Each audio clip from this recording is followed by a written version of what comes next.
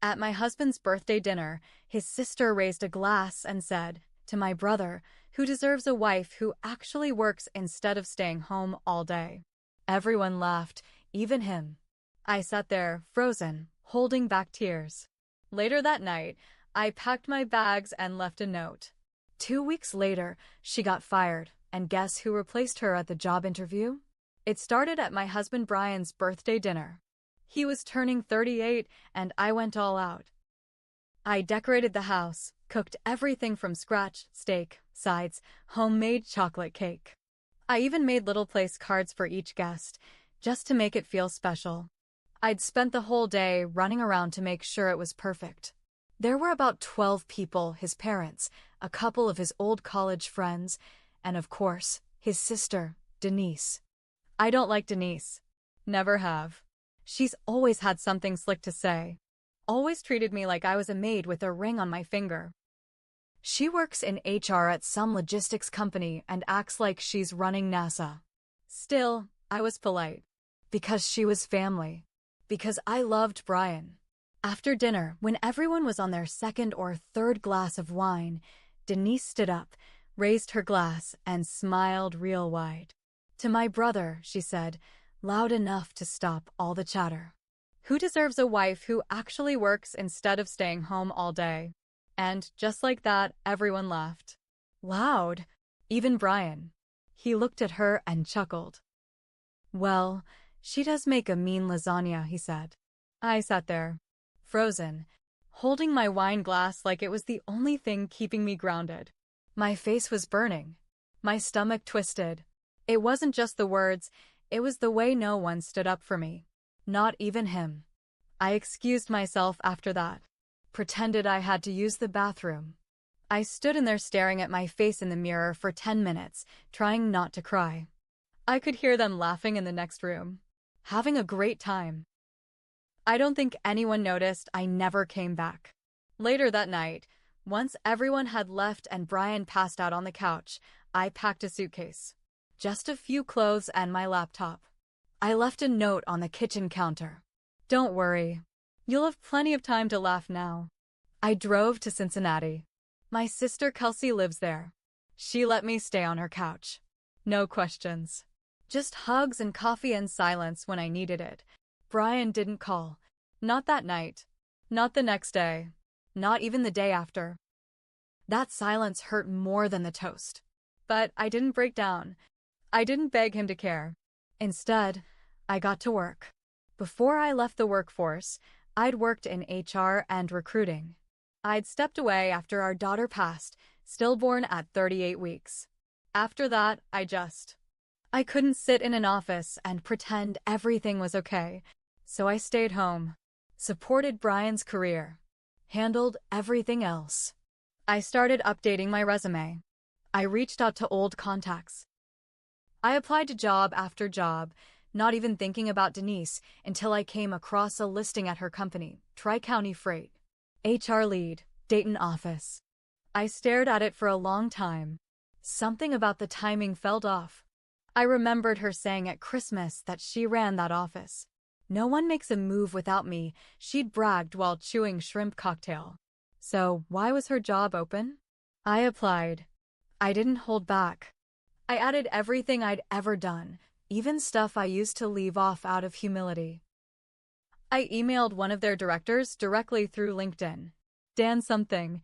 He got back to me within a few hours. "We've recently had a leadership change," he said. "Would love to chat with you." That's when I started digging. Turned out Denise had been let go the week before.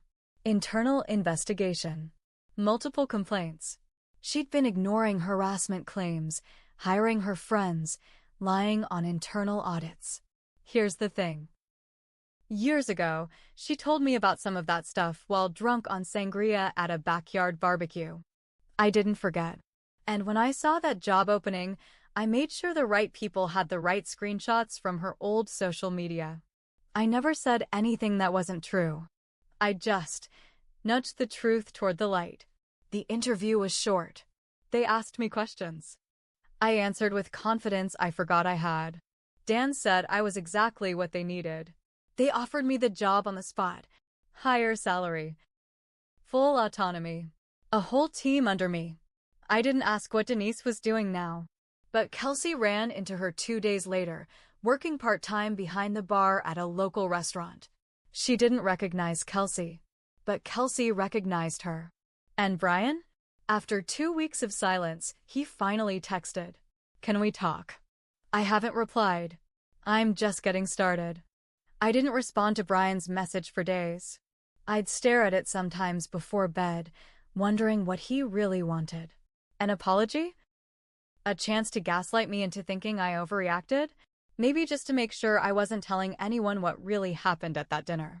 Kelsey told me to block him. I almost did. But instead, I let the message sit there. I wanted him to feel ignored. To sit in silence the same way I did that night. Work at Tri-Counties started fast. The place was a mess after Denise left. Paper trails didn't match up. Several employees came forward with stories about her playing favorites or covering for creepy managers. HR had become a joke. No structure. No follow-up. Just drama and chaos. I got to work cleaning it all up. At the end of my first month, Dan called me into his office. "You've done more in 4 weeks than your predecessor did in 6 months," he said. "You were exactly the hire we needed." I wanted to say I know. But instead, I thanked him and went back to my office. That night, I finally got a second text from Brian. "I'm sorry. Please. Just talk to me. I miss you." I didn't answer, but I did look him up. His Facebook was quiet. Barely any posts. But then I noticed something new. He and Denise had gone on a weekend trip to Nashville. Just the two of them. The post was from 2 weeks after I left. She captioned it, "Sibling therapy after a hard month." Nothing like whiskey and country music to forget the drama. Forget the drama? She humiliated me in front of a room full of people. My own husband laughed. And now they were out drinking together, acting like I was the problem. I didn't cry. I didn't throw my phone. I just stared at that photo for a long time and started planning. 3 weeks later, the HR team found something big buried in Denise's files. A pattern of fake resume referrals, people she hired for internal consulting roles who never actually worked. One name came up again and again. Brian R. Michaels. My husband. He wasn't just laughing at dinner. He was in on it. Denise had been creating false roles and funneling funds to his name. Payroll stubs existed, but no work had been done. Over $20,000 had been funneled through in 6 months. It was fraud. Clear, simple fraud. I didn't bring it to Dan right away. I sat with it for a few days. I printed copies, made sure the files were backed up, and then I called Brian. He sounded surprised when he picked up. "You're alive," he said. "I need to see you," I said. "It's important." He agreed to meet at a diner halfway between Dayton and Cincinnati. When I walked in, he looked awful. Tired. Unshaven. Still wearing that same old navy jacket with the fraying sleeve. He smiled like we were old friends catching up. "You look good," he said. I didn't return the compliment. "I know what you and Denise did," I said. His face didn't change. "What are you talking about?" "You stole money. You let her run fake contracts through your name." "I have the files." Still no reaction. Just a pause. Then, calmly, he asked, "What do you want?" There it was. Not "I'm sorry." Not "I didn't know." Just "What do you want?" That's when I realized he was worse than I thought. I slid an envelope across the table. Printed statements. Copies of the wire transfers. Screenshots of the fake entries. "I want you to disappear," I said. "From me. From this town. From anything connected to my name." "And if I don't?" he asked. "I report you to the company. To the IRS. And if that's not enough, I send this to your father, who I'm guessing doesn't know you've been committing fraud under his name, too." He stared at the envelope. Didn't touch it. "You wouldn't do that," he said, but his voice shook. I stood up. I already did. Then I walked out. I didn't turn around. It took 3 days before the fallout started. The first was a call from Dan at work. Hey, he said, voice tight. I got a very angry voicemail from someone claiming we made a mistake firing Denise. Said he had legal grounds to sue. Mentioned your name more than once. Brian? I asked, already knowing the answer. Dan sighed. Yeah. Look, I'm not worried. We've got more than enough documentation. But I need to know, are you okay with this escalating? I was. In fact, I wanted it to. Let him come, I said. 2 days later, Denise showed up in the building. She wasn't there to see me, she went straight to Dan. Security had to escort her out, but not before she threw a manila folder down on his desk and screamed something about injustice and a family vendetta. Dan told me later her little folder was full of fake accusations. She claimed I'd manipulated my way into the job, that I'd been plotting to replace her for years, that I had personal dirt on him. Wild stuff. She even had a fake HR complaint form with my name forged on it. But Dan had known me long enough by then. He tossed the folder in the shredder. That night, I got a text from an unknown number. I hope you're proud of yourself. You tore our family apart. No name, but I knew who it was. I didn't respond. But I did call my sister, Kelsey. You remember Denise's ex? I asked. Which one? Trevor, the accountant. Kelsey laughed. The one she cheated on with that gym trainer? Yeah, I said. Think you still have his number? See, Trevor and I had talked a few times back when Denise used to drag him to family things. He was quiet, polite. He never liked how Denise treated people. One time, he apologized to me after she made a snide comment about me not being fit enough for spin class. I figured if anyone had more dirt on her or Brian, it'd be him. He called me back that same night. Wow, he said. Didn't expect to hear from you. You okay?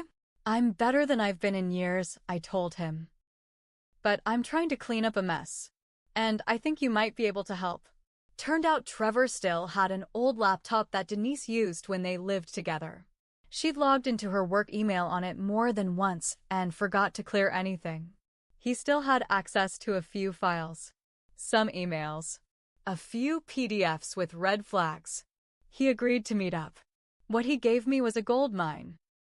Email threads between Denise and Brian talking openly about padding numbers, keeping it in the family, and needing a few more quiet transactions before the new audit cycle. Clear as day. No codes. No vague language. I handed the whole folder over to Dan and the company's legal team. That should have been the end. But instead, something else happened. 3 days after I submitted the files, I got a visit at work. Not from Brian. Not from Denise. From an IRS investigator. Apparently, the company had passed everything on, including the fake payroll schemes involving federal funds.